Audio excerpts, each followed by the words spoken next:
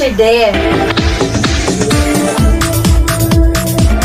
Hello mga bata, kumusta? Magtunta karon sa mapakita ang pagmahal sa mga membro sa pamilya ug pag-ila sa mga letra sa alpabeto. Ang mga bata adunay nagkalain-laing paagi sa pagpakita sa pagmahal sa mga membro sa pamilya ug sa mga kaugalingon. Sama sa mamalihog ta kung kita na ay gikinahanglan nga pangayoon. Mangayo ta og pasaylo kung kita makasala. Musugot kita kung kita suguon. Manangit ta sa atong amigo og amiga kung gusto ta manghulam sa ilang dulaan o gamit. Magpasalamat kung kita ihatagan.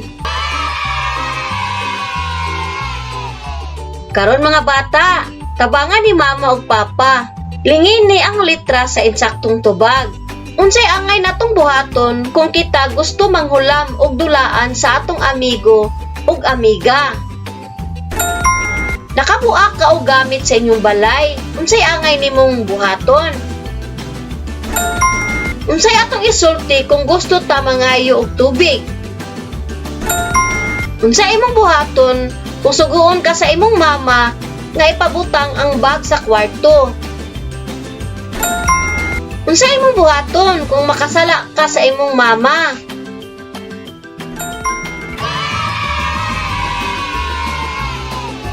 Karon mga bata, asa ni ana ang angayan nimo buhaton aron ipakita ang imong paghigugma sa pamilya?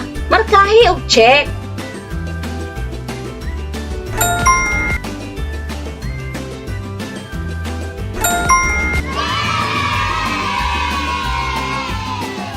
Sunod, tanawa pag-ayo ang mga letra. Lingini ang letra nga pareha sa anaa sa sulod sa kahon.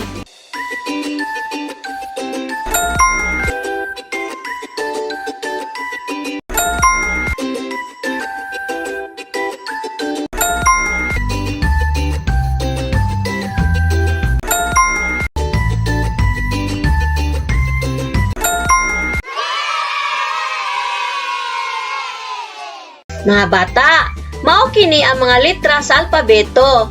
Sa matag letra, aduna kini magkapares nga dako o gamay nga letra. Apan, dili tanang letra magkapariho ang mga pares niini. Tanawa pag-ayo ang mga letra nga anaa sa ubos. Nailhan mo na ba ang mga letra? Unsa ang mga letra nga magkapariho ang pares nga dako o gamay nga letra? Unsa usab ang mga letra nga dili magkapareho ang pares? Karon mga bata, ilha ang mga dagkong letra nga anaa sa hanay A. Isumpay kini pinaagi sa linya paingon sa insaktong pares niini nga gamay nga letra nga anaa sa hanay B.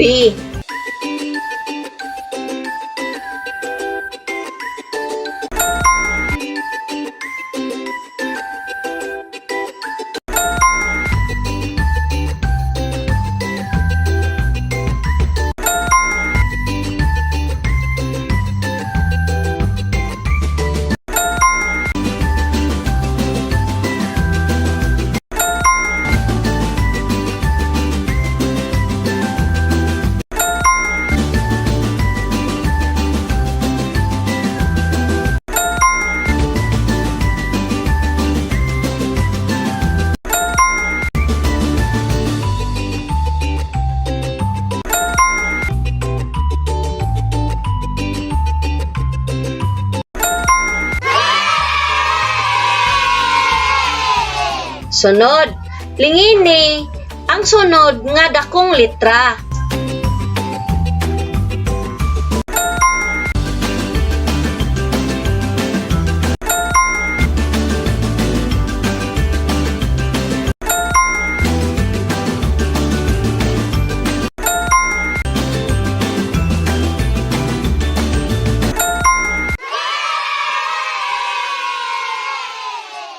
Tanawa pag-ayo ang mga letra mga bata. Pangitaa ang sunod nga gamay nga letra ug lingini kini.